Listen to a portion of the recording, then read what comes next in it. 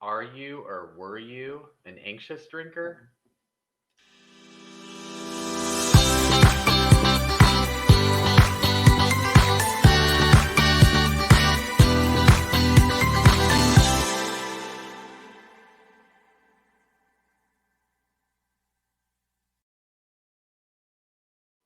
Hi, and welcome to Stay in Your Lane, a sobriety show. I'm Mark, I'm Marty. and we are so glad that you're here with us today. Please like and subscribe. And I think we have a really interesting show topic today. Yeah, me too. I'm Hmm quite anxious about Yeah. So when we talk about anxious drinking, for me, I always thought I had social anxiety, and so I used alcohol as kind of a relaxation tool, it. A buffer. a buffer. And I realized that I wasn't helping my anxiety, I was actually fueling it.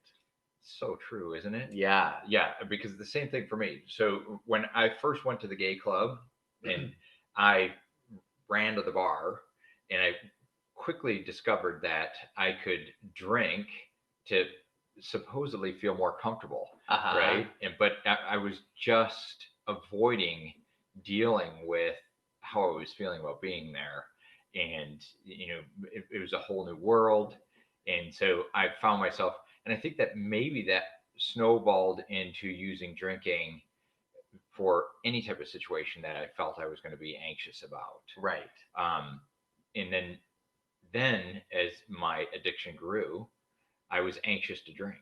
Hmm Yeah, it's interesting, isn't it? Yeah. I feel the same way. I used alcohol to make myself comfortable in my own skin. And in such an impressionable age at 22 to say 25, then that became the norm for me to feel comfortable in any situation. And it wasn't until I was probably a year sober that I started realizing that I was actually fueling my anxiety. And very quickly, my anxiety started lifting once I knocked the alcohol out of my system. Yeah, and it's quite interesting because if you look at that, like once I started, I didn't drink until I was 21, and then as soon as I started going out to the social events and like that were new to me, the experience was new. Um, I used that as my crutch then, and Yes. so what I find now, looking back, is that I did that in situations where I would go to dinner with people I didn't know. So then what would I do? I'd order, drinks, or if we were Yes. going to go to a party, I didn't know people. What would I do? I'd order, drinks to ease my anxiety. And it just, now looking back, what I should have done is put myself in that situation so that I was better prepared for the next time that I had an event like that. I would know how to self control Right. instead of, using liquor to be. Right. Well, and I think it brings up a really interesting point to my mind that I question sometimes how much of what I was doing at 22 was something that I really loved doing, or was it something that I thought I was supposed to be doing? So when I was thrown into the gay community, I thought I was supposed to be out dancing till the wee hours of the morning every night of the weekend. And in retrospect, that really wasn't the thing that I enjoyed, but it's what everyone else was doing. So I used alcohol to But help me along with that.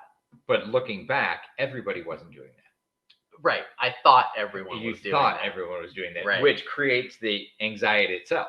Right. You're thinking that something is, instead of just dealing with how your perception is of it. Right. So and that, I think that's a big thing for each of us. Yeah. That's how I was drinking. I was in a relationship, and we actually was in Miami, and came down, and my partner at the time, his friends would all stay up late dancing and having a good time, and then they'd go on a nap, and I was like, how are they doing this? I want to be like that. Well, I found out what the secret ingredient was ecstasy, and so, well, hey, if they're doing it and they look good, I'm going to do it. So Right. it just fed into that, and I'm probably getting off the anxiety thing, but yeah, it's just how it grows. Right. It Exactly. evolves. Yeah. And then you become naturally anxious when the norm isn't being maintained. So if you go out and you haven't had a drink yet, you start to get anxious that you're out. So it just kind of like it's a vicious cycle. And mention that, talk about it being anxious, like when you would go somewhere and put yourself in an environment where alcohol wasn't a fixture. Right. Like, God forbid, go out somewhere without a bar. Right. That was scary. Right. And avoid it at all costs. Right. Right. And then when you're there, trying to get the hell away from there as best you can so you can get to a drink or Right. drugs. And it's just, I don't think it's healthy to avoid going in and feeling what you're anxious about. Right. So that you can better prepare for the next time and the next time. Right. Or even if there is a next time, you might, exploring why you're anxious might be that you're just not into that experience. Right. Which Correct. is, just as important of an answer of how to navigate a certain situation. So going back to the first time at the gay bar, right? Or whatever the environment is for somebody, and having grown up where gay wasn't good, we come from that generation. Right. So just the fact alone that you were there was enough to create an anxiety. And then you're with other people that are gay and you haven't been, with that many gay people before. So there's a whole nother set of anxiety. Right. That comes about. And I'm sure that, this is in straight life too. You go to some bar. The first dance club you go to. Right. Yeah, because, you're faced then with being accepted. Mm-hmm. How good do you look? Kind of all the societal norms of acceptance in that situation.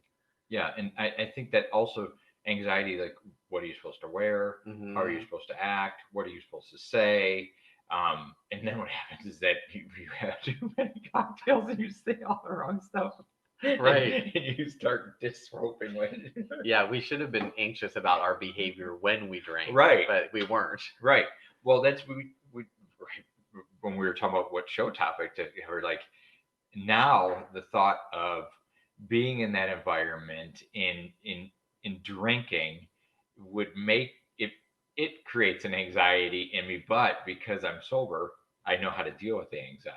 Yes, exactly. And I think this is a good opportunity to, throw out there, we're talking about minor anxiety issues based on situations. There's a huge difference between clinically diagnosed anxiety and depression. We don't certainly want to minimize the medical conditions, but I think in the midst of our society today, and especially right now with the pandemic, anxiety and depression and all these mental health issues are being, finally talked about and accepted on so many different levels. But I think that there are definitely kind of scales of anxiety and depression and Yeah, what I like is that it's no longer just grouped together as one. correct. Right. They're looking at each one and being able to help people through focus points and stuff. But that also opens up another set of possibilities for addiction. So they diagnose you, they give you a prescription or something like that. And if you haven't curbed your drinking or your drug use, combined, like I could see where that could be a whole nother set of problems. Oh, absolutely. I got on an antidepressant when I went through my first rehab experience. And, unfortunately, within a short amount of time, I was drinking again to the level that I was drinking before I went into rehab. And that level of drinking, coupled with the antidepressants that I was on, led to blackout moments so quickly. And I blacked out more in those 2.5 years when I was trying to juggle the antidepressants and the alcohol more than I had ever blacked out in my entire life on just drinking alone. So, there is a very interesting balance. And, when they say on a medication bottle, you should not drink with this medication, by golly, they did the research and you really shouldn't. that to me is a whole nother we could spiral off on this, because right. I remember reading those bottles too, and I'm like, well, they don't know, they don't know a good drinker when they see one. Right. It's amazing how you always think the rules probably don't apply to me. Like my body chemistry, will not have that interaction. That's so true. I remember those. Just, but I think that our point being is that once again, getting into that range of feelings, being okay knowing that, hey, yeah, I might feel out of place, but being prepared to be okay feeling out of place and not having to saturate or intoxicate yourself in order to avoid dealing with that feeling. Right. Exactly. You know, that I think it's important to throw yourself into it. In sober living, we talk about all the time, that we love to be able to walk away from a situation and say, boy, that felt great. Right. Yes, exactly. And so I think that with the intoxicants, you sometimes don't walk away with that same feeling. Right. You're kind of robbed of the experience because you're really not present in it, Yeah. which is powerful. And like we talked about before, is you thought by, carrying on and drinking all that, like it was a good time. But in actuality, it was a different level of a good time. Right. Exactly. You know, so yeah. Yeah. So, I think anxiety and anxious drinking is definitely something to think about. It's another tool you can put in your tool belt just to have the awareness. Am I drinking to make myself more comfortable?